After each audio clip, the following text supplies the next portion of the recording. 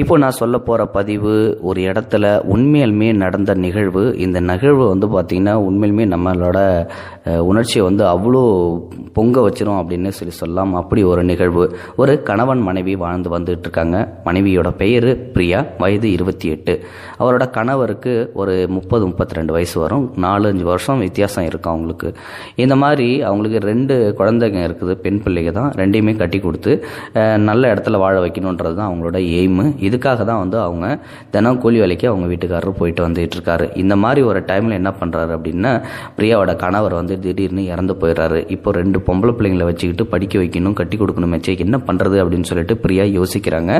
யோசிச்சுட்டு ஒரு டிஃபன் கடை போட்டால் நல்லா இருக்குமே அப்படின்னு சொல்லிட்டு புளிய மரத்துக்கு அடியில் டிஃபன் கடை போட்டுறாங்க, பக்கத்து வீட்டுக்கு பக்கத்துலேயே.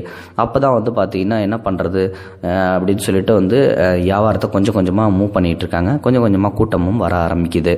அப்போது போலீஸ்காரன் திடீர்னு உள்ளே வரான். வந்துட்டு இந்த மாதிரி, ஏம்மா என்ன மிட் நைட் ஆயிடுச்சு, கடையை போட்டிருக்க, கடையை சாத்துமா அப்படின்னு சொல்கிறாங்க. இந்த சாத்திரம் சார்ன்னு சொல்லிட்டு பிரியாவும் சொல்கிறாங்க.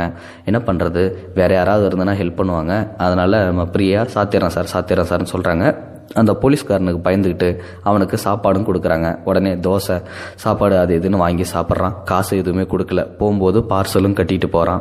அதுக்கப்புறம் அந்த போலீஸ்காரன் டெய்லி அதே மாதிரியே பிரியாவை மிரட்டி ஓசியிலே சாப்பாடு சாப்பிட்டு பார்சலும் வாங்கிட்டு போயிட்டு இருக்கான். பிரியா மனசுக்குள்ளே நினைக்கிறது என்னன்னா, காசு கொடுத்து சாப்பிட்றவங்க இன்னும் ஒரு தோசை வாங்கி எக்ஸ்ட்ரா சாப்பிட்டா கூட நமக்கு ஏதாவது மிச்சம் பிடிக்கலாம், அதை வச்சு நம்ம குழந்தைங்கள படிக்க வைக்கலாம், நல்ல இடத்துல கட்டி கொடுக்கலாம். ஆனால் இந்த போலீஸ்காரன் இப்படி பண்ணுறானே, இவன் சாப்பிட்றதே நம்ம பாதி காசை அழிச்சு போடுவானாட்டுக்கு அப்படின்னு சொல்லிட்டு மனசுக்குள்ளே, இவன் எப்போ தான் சாப்பிட்டு முடிப்பானோ, இவன் ஒரு தோசை கம்மியாக சாப்பிட்டா நல்லா இருக்குமோ அப்படின்னு சொல்லிட்டு பிரியா மனசுக்குள்ளே யோசிச்சு தினம் அந்த போலீஸ்காரனுக்கு இந்த மாதிரி டிஃபனை பரிமாறிட்டு இருந்திருக்காங்க. என்ன பண்ணுறது, டிஃபன் கடை போட்டால் இதெல்லாம் சமாளித்து தானே ஆகணும், இந்த மாதிரி வரத்தானே செய்வாங்க போலீஸ்காரங்க அப்படின்னு சொல்லிட்டு மனசுக்குள்ளே நினைக்கிறாங்க. அது மட்டும் இல்லை, இந்த ஹோட்டல் சிட்டியில் இருக்கிறவங்க அங்கே ஹோட்டல் எல்லாமே டைம் முடிஞ்சு சாப்பாடெல்லாம் க்ளோஸ் ஆகி ஹோட்டல் மூடதுக்கு அப்புறம் வேறு வழி இல்லாமல் தான் ரோட்டு கடைக்கு வருவாங்க சாப்பிட்றதுக்கு. அந்த மாதிரி வர்றவங்களுக்கு தானே நம்ம மிட் நைட்டில் சாப்பாடு கொடுக்க முடியுன்றதுக்காக தான் இப்போ இந்த டைமில் நம்ம போட்டுக்கிட்டு இருக்கோம். இந்த போலீஸ்காரனை நம்ம பகைச்சிக்கிட்டா இந்த இடத்துல கடை நடத்த முடியாது அப்படின்னு சொல்லிட்டு உடனே பிரியாவும் அதை மனசுலேயே வச்சுக்கிட்டு அந்த போலீஸ்காரனுக்கு தினம் பார்சலில் சாப்பாடும் கொடுக்குறாங்க. அதோட ஓசிலையும் சாப்பிட்டு போயிடுறான்.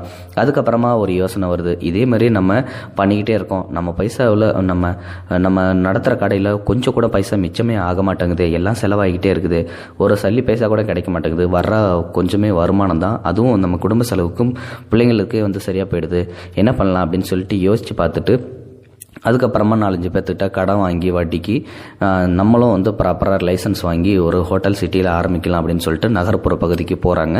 ஒரு இடத்த வாங்கி அதில் ஹோட்டலில் ஏற்கனவே இருந்த ஹோட்டலை வாங்கிடுறாங்க. ஸோ வாங்கிட்டு அதில் ஹோட்டல் நடத்திட்டு வந்துட்டு இருக்காங்க. இப்போது அதே போலீஸ்காரன் மறுபடியும் அந்த ஹோட்டலுக்கு போகிறாங்க, இங்கே சிட்டியில் இருக்கிற ஹோட்டலுக்கு. இப்போது பிரியாவோட மனசில் உடனே அந்த போலீஸ்காரன் வரும்போதே பார்த்துட்றாங்க, ஆஹா நம்ம டிஃபன் கடை ரோட்டு கடையில் போட்டுட்டு இருக்கும்போது அந்த போலீஸ்காரன் அவனே தான், இன்னைக்கு வரட்டும், இன்னைக்கு சாப்பிட்டுட்டு பில் எடுத்து வைடான்னு சொல்லிட்டு கேட்குறேன் பாரு, என் மனசுக்குள்ள இருக்கிற எல்லா வெறியும். இப்போ ப்ராப்பராக லைசன்ஸ் வாங்கி கடை நடத்திட்டு இருக்கான், இந்த டைமில் அவன் எதுவும் செய்ய முடியாது அப்படின்னு சொல்லிட்டு யோசிச்சுட்டு இருக்காங்க. வந்த போலீஸ்காரர் உள்ள சாப்பிடாம ஒரு கவரை பிரியாவோட கையில் கொடுக்குறாரு. அந்த கவரில் கொஞ்சம் காசு இருக்குது. அந்த காசு எவ்வளோ அப்படின்னு சொல்லிட்டு பார்த்தீங்கன்னா 2,40,000 இருக்குது. என்னங்க காசு கொடுக்குறீங்க அப்படின்னு சொல்லிட்டு பிரியா கேட்குறாங்க. இவ்வளோ நாள் நான் உங்ககிட்ட அந்த ரோட்டு கடையில் சாப்பிட்டதுக்கான காசுமா அப்படின்றாங்க. என்ன சார் சொல்கிறீங்க? ஆமாம்மா, நான் வேறு யாரும் இல்லை, உன் கணவரோட ஃப்ரெண்டு தான். உன் கணவனும் நானும் ரொம்ப பாலியல் ஸ்நேக தான், ரொம்ப நாளாக நானும் அவனும் ஃப்ரெண்ட்ஷிப் தான். பட் உனக்கு தெரியாது எங்களோட ஃப்ரெண்ட்ஷிப்பை பற்றி, நான் உங்ககிட்ட அந்த வரைக்கும் வந்ததும் இல்லை, என்னை பற்றி அந்த அறிமுகமும் உனக்கு கொடுத்ததில்லை, அதனால தான் என்னை பற்றி தெரியாமலே போயிடுச்சு. அதுக்கப்புறம் நான் ஏன் டெய்லி அங்கே சாப்பிட்டு போனேன் ஓசிலே அப்படின்னு சொல்லிட்டு கேட்குறியா? எல்லாம் உன்னோட பாதுகாப்புக்காக தான்மா. உன்னோட இந்த விதவை தன்மையை பயன்படுத்தி நிறைய பேர் உங்ககிட்ட தப்பாக நடந்துக்க முயற்சி பண்ணுவாங்க. அது மட்டும் இல்லை, நானும் அந்த இடத்துல இந்த மாதிரி உங்ககிட்ட சிரித்து பழகி பேசினா நம்ம 2 பேர்த்தையும் தப்பாக பேசுவாங்க. ஸோ உனக்கு ஒரு பாதுகாப்பு வேணும், உன்னையும் யாரும் தப்பாக பேசிடக்கூடாது அப்படின்ற ஒரே காரணத்துக்காக தான் நான் அந்த இடத்துல சாப்பிட்டேன் அப்படின்னு எல்லா உண்மையும் சொல்கிறாங்க. இப்போ பிரியாவுக்கு சந்தோஷத்துக்கு அளவே இல்லை. என்னடா அது, நம்ம வீட்டுக்காரரோட ஃப்ரெண்டு இவ்வளோ பாதுகாப்பு நமக்கு வந்து கொடுக்கறதுக்காக தினம் வந்து நைட்டில் மிட் நைட்டில் சாப்பாடு சாப்பிட்டுட்டு ஓசியில் வாங்கிட்டு திருப்ப இப்போ காசை வந்து கொடுக்குறாரு அப்படின்னு சொல்லிட்டு, அண்ணன் நீங்கள் உள்ளே வாங்கினேன் சாப்பிடுங்கண்ணே அப்படின்னு சொல்லிட்டு கையை பிடிச்சி உள்ளே இழுத்துட்டு போகிறாங்க. அதுக்கப்புறம் நிம்மதியாக சாப்பிட்றாங்க. ஸோ இப்போ அவங்க 2 பேரும் சமந்தி ஆயிடுறாங்க. அந்த பொண்ணில் இவருக்கு இருக்கிற பையனை கட்டி கொடுக்க போகிறாங்க அப்படின்னு சொல்லிட்டு பேச்சுவார்த்தை நடந்திருக்கு. இந்த சம்பவம் உண்மையிலுமே ஒரு நடந்த சம்பவம். ஸோ இந்த சம்பவத்திலிருந்து உங்களுக்கு என்ன கருத்தை நீங்கள் தெரிஞ்சுக்கிட்டீங்க அப்படின்றத மறக்காமல் கமெண்ட் பாக்ஸில் போஸ்ட் பண்ணுங்கள். இந்த வீடியோ பிடிச்சிருந்தா லைக் பண்ணுங்கள், ஷேர் பண்ணுங்கள். நன்றி, வணக்கம். இது போன்ற செய்திகளை உடனுக்குடன் நீங்கள் தெரிந்து கொள்ள மறக்காமல் எங்களுடைய சேனலை சப்ஸ்கிரைப் செய்யவும், கூடவே பக்கத்தில் வரும் பெல் ஐக்கானையும் கிளிக் செய்யவும்.